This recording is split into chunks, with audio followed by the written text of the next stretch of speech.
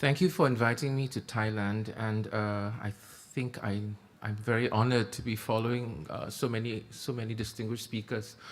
My talk today is entitled Technology Enhanced Education, Learning Development, and I like to add the question, good thing or flash in the pan, because if you think about it, we always have many new things that arise as time moves on, and some of these new developments are actually very beneficial, and others fall away by the wayside.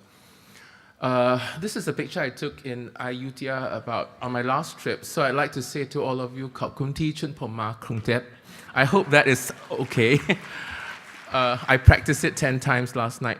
So anyway, let me just start off by showing you something that we do in our university. So this is something very simple and very stupid. It's augmented reality, and it's actually using our NUS logo, and with an NUS augmented reality app, you can actually then see this dinosaur as you try it out. So we tried this out so that our students would go around everywhere they see our logo, they would try out different things. And we've used these apps, for example, in chemistry, where you look at a chemical structure and it comes out in 3D and you see it interacting. So the idea is to stimulate interest, but there are other things that are beneficial as you move along.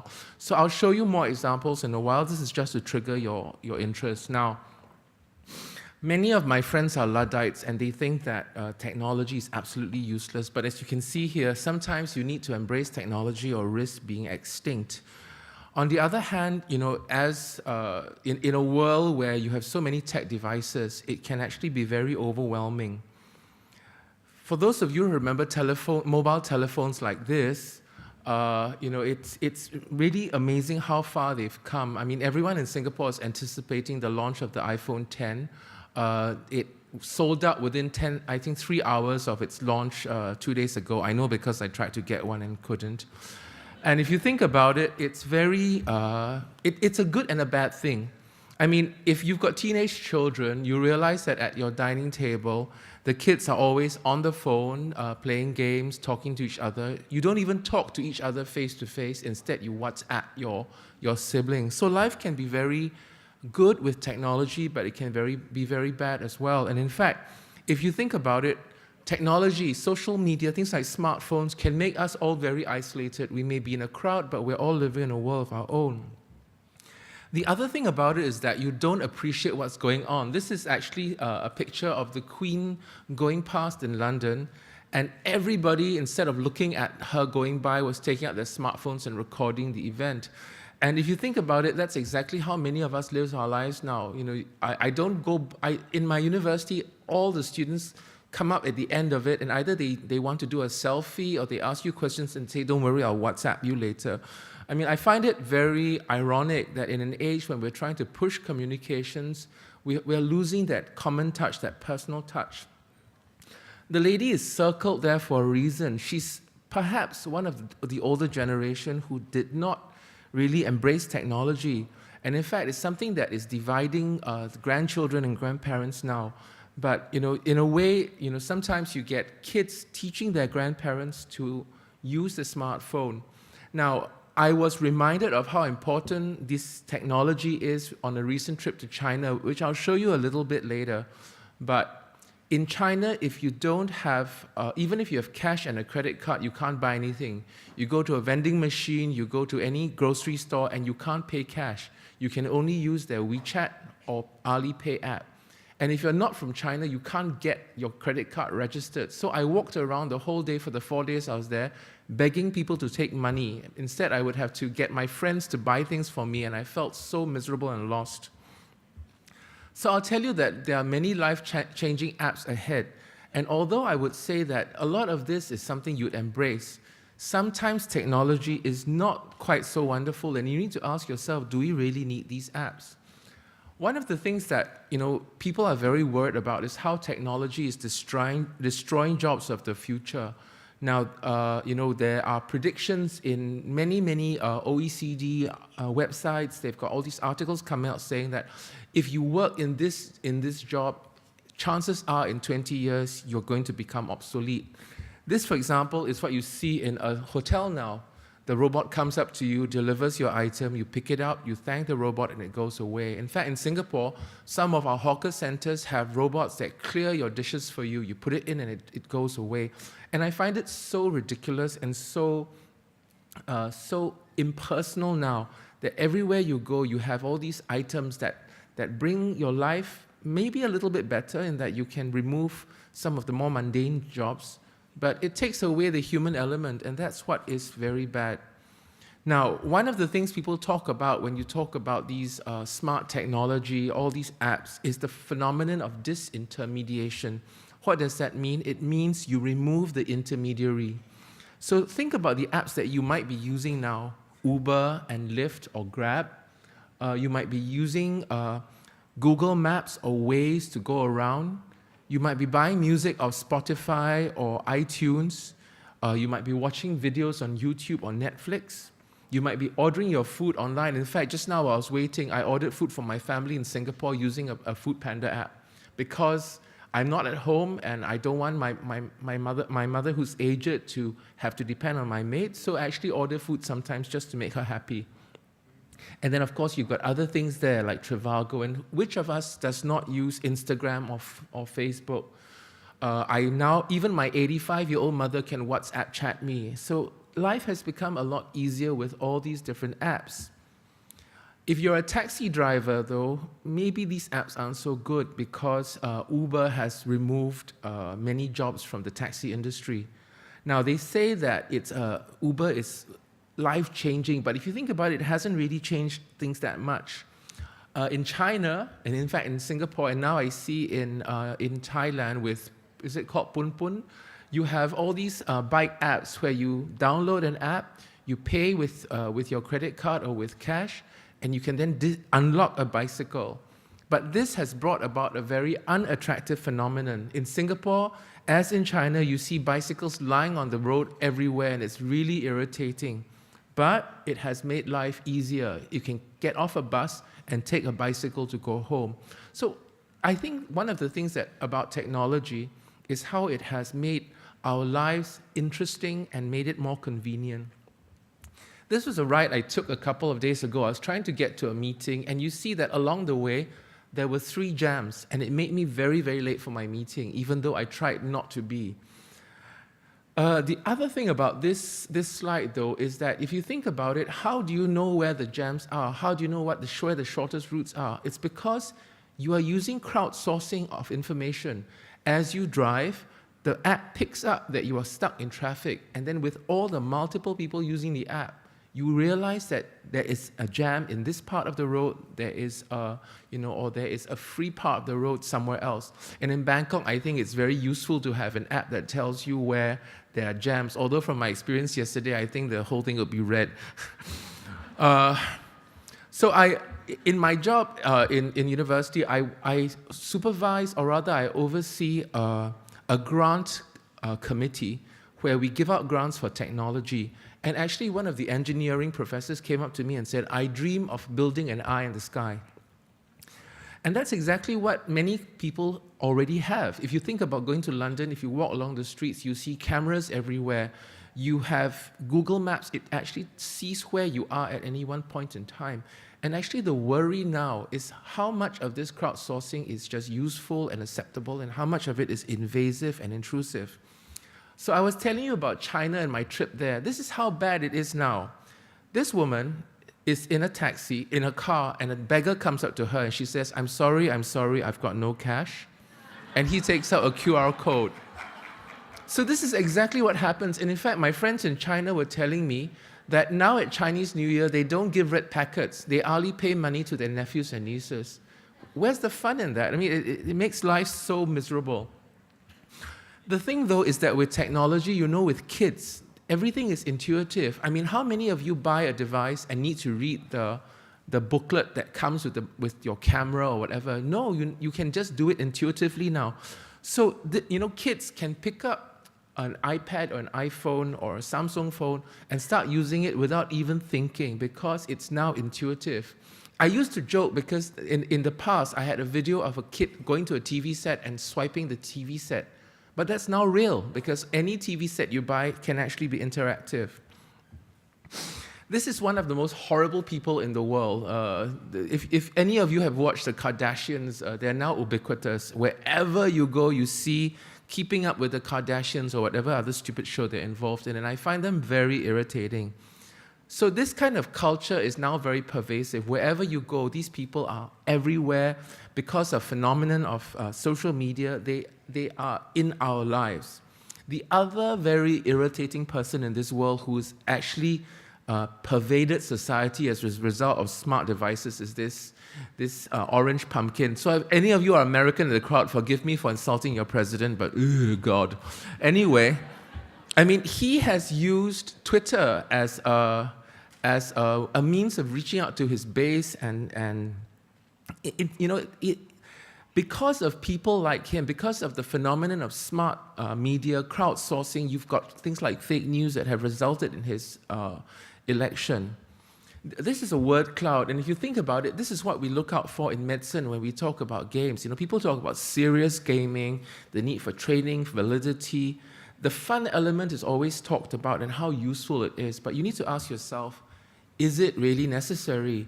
As Mark Twain once said, to a man with a hammer, everything looks like a nail.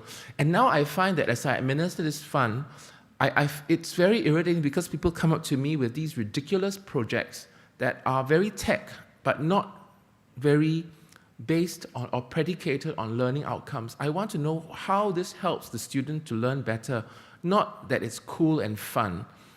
So when you think about technology in education, any kind of education, you need to ask yourself, all right, is it really, is there a scholarly approach when you're thinking of using this?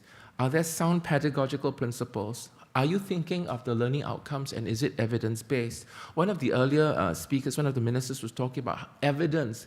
That's always something that's very important. So remember that new and cool are not necessarily better. One of the things about the ubiquity of things like Google, of all your smart devices, of all the technology, is that we are liable to become hoarders.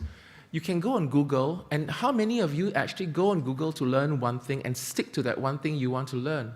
No, because it will trigger another word and another video and another website, and at the end of it, you've wasted half an hour because you've just gone all over the place. So this kind of hoarding is not acceptable in education. What we need to do is select what we want. You pack it away correctly, and you curate the content. So that's what we as teachers need to remember when it comes to our students. You need to be mindful of what they're learning. You need to help them to search in an intelligent way and to only search for things that are relevant, because there's so much fake news out there. There's so much that is irrelevant. Anyone can go on a blog site and start talking about a disease, and if a patient, I'm sure you've all had patients who've come up to you and talked about some disease that they have, and the information is wrong. It's because they've gone on the wrong websites to look at it. This part of my talk is now divided into tech thinking and tech toys. I have now reached just about the halfway mark, so I think I'm on time. Tech thinking, something that we're pushing in my university, is the phenomenon of skills future. So our ministry has come up with this website. This is actually a cartoon taken from their website on the importance of education in the future. What are the skills you as a young graduate need to have? So I'm sure that in Thailand it's the same as anywhere else in the world. We are looking at fintech, financial technology, the phenomenon of Bitcoin and blockchain. There's a whole bunch of stuff that many of us don't even know about, but I'm now being forced to learn about it because of my job, but also because we are thinking of what our students in the future need to learn. One of the things that we're now pushing in our university, which I think is already being pushed in many other universities around the world, is the phenomenon of computational skills. So if you look at this pyramid, it starts off at the very most basic level with computational thinking. At a higher level, our new graduates will need coding skills, and even higher up, you need programming methodology skills. So who needs this? Everybody needs computational thinking in the future. In fact, the future is now. People like scientists, businessmen, engineers will need coding, and the computing professionals will need to learn how to actually program. Now, this is something that Some of our students are fighting, some of our teachers are fighting, but if you think about it, even the 11 and 12-year-olds are now learning Python, JavaScript, they're learning things like Scratch, because they know that if I don't have these skills, in the future, I will not be able to find a job, I will not be a useful person. So what is computational thinking? Computational thinking is not robots thinking out loud, it's actually taking a complex problem and making it simple. You simplify it so that you can use a computer, your brain, or an actual computer to figure out the answer. Let me give you some examples. In medicine, all right, you have phenomena like Ebola, H1N1, you have all these different pandemics. How does it start? Who's the first person to get it? The person would have spread it to other people who then leave the country and spread it to other people. As doctors and nurses, as healthcare professionals, we need to figure out who that very first person was, how the disease spread. This is computational thinking. So whenever I tell my medical colleagues about how we need to push computational thinking in our medical school, they go, oh no, we're not computer professionals. But we are, because we do these complex tasks and we simplify it. This is something that if you read Singapore newspapers, you know it's very much a problem and it's very topical. Our minister has had to several times go and apologize to the population because our trains keep breaking down. Well, not keep breaking down, but they've broken down several times. In this case, they were talking about how they use computational thinking to solve the problem of a train that was breaking down, and it was causing delays on the track. And in fact, they were so proud of it until we realized that the people who were giving the computer programmers the information actually withheld important information because they didn't know it was important. And if you don't know what is important in this chain of computational thinking, you will not solve complex problems. So because I talk to people in my universities from different faculties, I've got several other examples which I think are interesting. This is our Marina Bay Sands, for those of you who've been to Singapore. And when we talk about it, you need to think about not only the design, what is it that makes this distinctive, but it's located on land that has been reclaimed. So civil engineers need to tell you about how structurally strong the area is. We need to think about the wind, we need to think about direction it's facing, because otherwise you're liable to floods, etc. These things are computational thinking. For those of you who know this singer, his name is Robin Thicke. The song Blurred Lines, which was a hit all over the world, actually was notorious for another reason. They were sued by Marvin Gaye's family because a hook from that song was thought to have been stolen from Marvin Gaye. The thing is, with computational thinking, you can take the song, analyze it with a computer using large data mining, and you can figure out if there's any similarities. So this kind of computing is important around the world. And of course, the phenomenon of fake news, the phenomenon of predicting trends in the world could have prevented this man from becoming president. So if you're a fan of his, forgive me, but I don't think there are many people who are sane in this world who are fans of his. Coding is also very important. And like I said, nowadays you can find machine bots everywhere. When I was in China, there was a shop where little 6-year-olds were going to learn coding. In fact, Prince George made the news recently because in his kindergarten, they were using symbols to teach coding to students. So you realize that actually, the world, no matter how you look at it, whether you want to resist or not, technology has come upon us. And in fact, not quite this way, although, robotics is something that is quite scary to those of us who don't know how to do it. But think of how robots have made your life easier. And then think about things like this in medicine. So this is a soft exoskeleton of the hand developed by a group in Korea. In fact, tomorrow, after I go home tonight, I'm flying off to Korea to meet the people who do this because I'm trying to get them to collaborate with my university. But robotics is something that is interesting. There's so much potential. Imagine how your students can benefit from such things. So if you have a kid now, these are the things you need to teach them. This is called Alice, JavaScript, Python, Scratch. That's R language, C++, and C. There are many other languages that the students are now learning. And even if your kid hates it, try and get them to be interested. There are many, many different things that are out there, and the digital graduate of the future needs to know this. This is something I'm now pushing in our university. This is called Sisyphus, because it's using Lego, and Sisyphus, as you know, pushed a boulder up the hill, right? So it's a never-ending task for him. This is not so much the interesting thing as the fact that imagine if you are a nurse, a doctor, and you have a patient who needs something and you don't have such a device. You could get together, see what you need, and then using 3D printing and robotics, you might be able to solve the problem. That's exactly how they solved the problem of the spastic hand and how they could use a robot to get it to work. So this exoskeletal robot was actually very helpful. You heard about the Internet of Things, and it's more than just having a device or an Arduino device inside your fridge to tell you when you've run out of eggs. I mean, that's how people talk about how useful it is. But the Internet of Things is now so prevalent that wherever you go, we are so connected to machines around us that we know what's going on wherever we are. I'm now going to talk a little bit about tech toys and how they apply to medicine. So this was something that first inspired me to be a teacher when I was young. So my teachers, about 20 years ago when I was in medical school, the names are Frank Vun and Rajendran, the most amazing teachers. They made anatomy come to life. Whilst everybody else was teaching with transparencies, they built plasticine models, and using just slide projectors, they superimposed images one on top of the other, and they made anatomy come to life. So when I started teaching, I started recording my patients. So for example, I'm a neurologist, and I have lots of videos of my patients with different normal exam, abnormal phenomena. It's just to show them what is going on. So, because students never know how to do clinical science properly, I demonstrate clinical science to them, and they now know exactly how it should be done.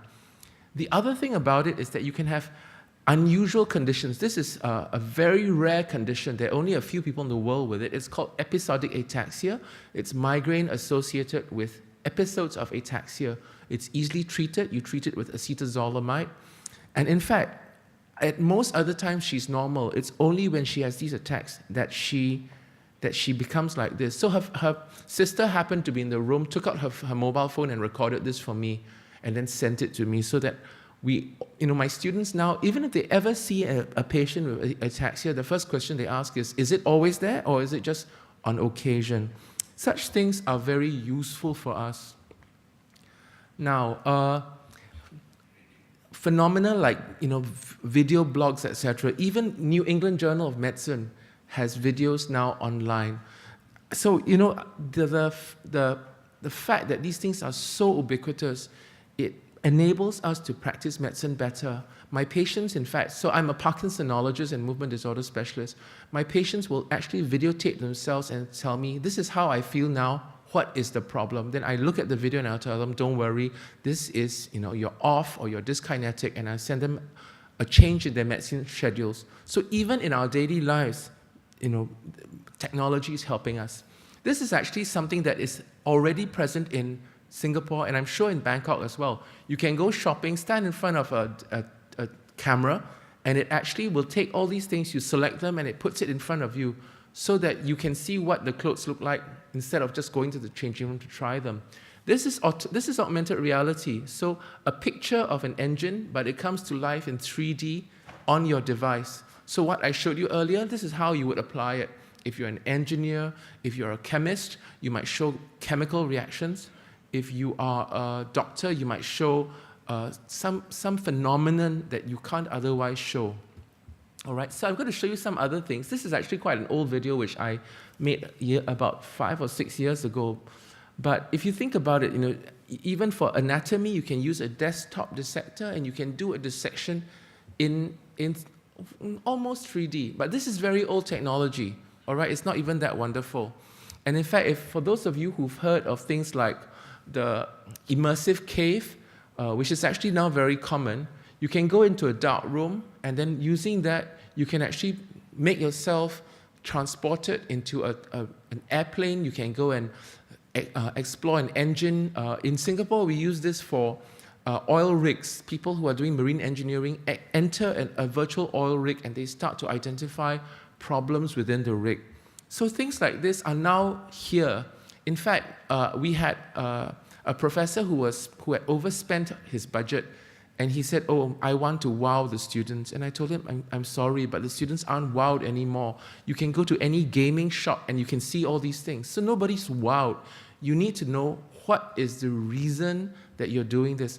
There must be an educational imperative. Otherwise, it's just games. So that's something that's very important. This used to be cool. So for translation apps, now you have Google Translator, which is all free of charge. I had to pay money for these things. So in those days, you could type, and then you would get translated into Chinese or Japanese or whatever. And of course, the other thing was called Word Lens, which is now your Google Translate using your phone camera. It takes one language and it translates it to any other. So you see, this is in English, and you're getting French now. So imagine if you take your mobile phone, you can go to Hungary, take a sign in Hungarian and translate it back to English. Unfortunately, Thai is not very easy to find on any of these websites. It took me ages to figure out the Thai for my little thing. So this is a frog dissection, which you can use to teach your 6-year-olds, but you can actually use this for your medical students. Imagine doing a dissection on your iPad. It is so easy and so cool. I'm going to skip the rest of this video, which is not so interesting. Let me just show you stuff that you can do on your iPad. So this is called iBooks. Now, the difference between iBooks and eBooks, an eBook is just for you to read on a device. This is an iBook, which is far more cool. So to me, this is Harry Potter world. You can actually take a piece of paper and everything comes to life before your very eyes. And this is very easy to do. I create iBooks all the time for my students because I have lots of videos, lots of animations. Look at that. You can interact with molecules. This is very easy to do, and if any of you wants to go and learn how to do this, let me know. There's an Apple representative for Thailand whom I can sort of contact, and we can help you to develop these things. So I have nothing to do with Apple. I just use a lot of their devices, all right? But you see, you can actually be there, and then you can appear as a video for your students, all right? And I can even get someone to come and teach you because some of my colleagues do this kind of thing. This is just on a device, on your smart device. Imagine how life is now so interesting.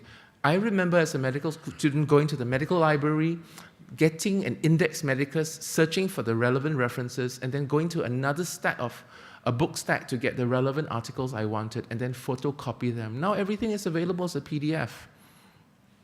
This is what I use in my practice because I give botulinum toxin injections. This is a muscle app that allows me to see things in sagittal, axial, coronal views. I can identify nerves, etc. So I know as I'm injecting what I'm looking at in 3D. Let me show you just some other things which are more cool. And I've got 2 minutes and I've got only like a few slides, so I think I'm okay. This is called Watson. It's something that we created for our medical students.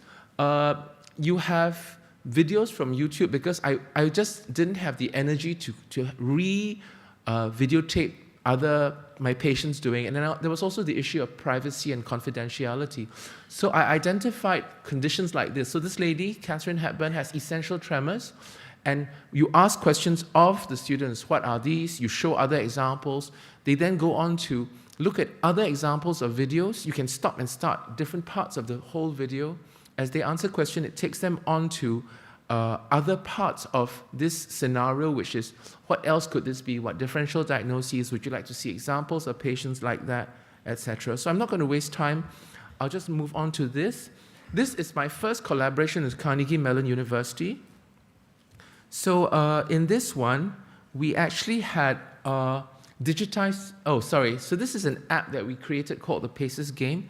2 students are trying to describe a clinical scenario, and they send images to each other, including clinical examinations, lung sounds, etc., and they identify the disease.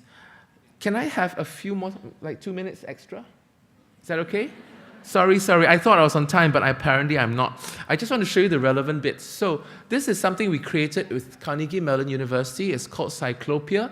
It allows you to wear a virtual reality device like Oculus Rift or the HTC Vive, and with it, you can either be in virtual reality or augmented reality, and my students play games where they then try to chase a dog. This is optic neuritis, so the color is washed out and it's blurred, migraine in augmented reality. You see the scotoma and the scintillating tachopsias. This is virtual reality. So the same thing with migraine, but as they drive this car, they hit a pedestrian because they don't see him or her.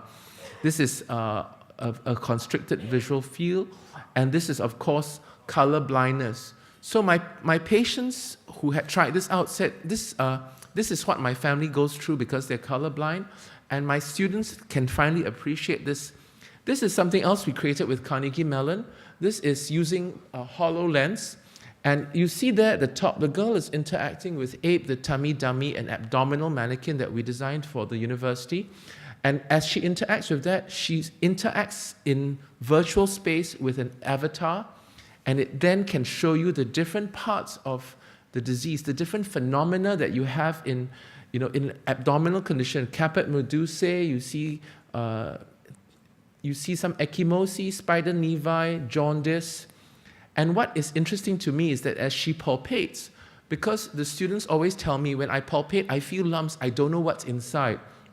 We actually made it such that the students would be able to have this thing called X-ray, and with it, they can actually see the organs in 3D as they're doing it. So let me see if I can find X-ray. So now they're turning on. You see, as they see them, you identify the different things, you click, and then it opens up a new page and tells you about each of these things. With X-ray, you can actually see this in 3D.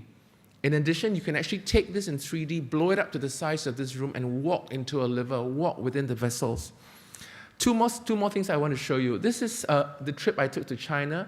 It's a company called NetDragon, and this is 4D VR because it has the sensory element as well. So as you're looking at a roller coaster, the chair turns you around. Now, I think at the moment, this is more fun than anything else, but I think it offers you interesting potential for education. So this is the website that we created on Facebook. It's called NUS Tech Enhanced Education. If you want to follow or you want to just see what's going on post your stuff, just go on this. I'll accept you almost immediately. So this is sad. This is my last slide. So what happens is this man sees his Luddite wife, and she's always not using technology. Her name is, I can't remember her name, but anyway. So every time she doesn't use technology, he shakes his head, and then finally when he needs toilet paper, she gives him an iPad. So I found that hilarious. Anyway, thank you very much. This was from Chiang Mai a few years ago. My email is there. And if you want to go and QR code me, this is my QR code, and my email address comes up there as well. Thank you for your attention.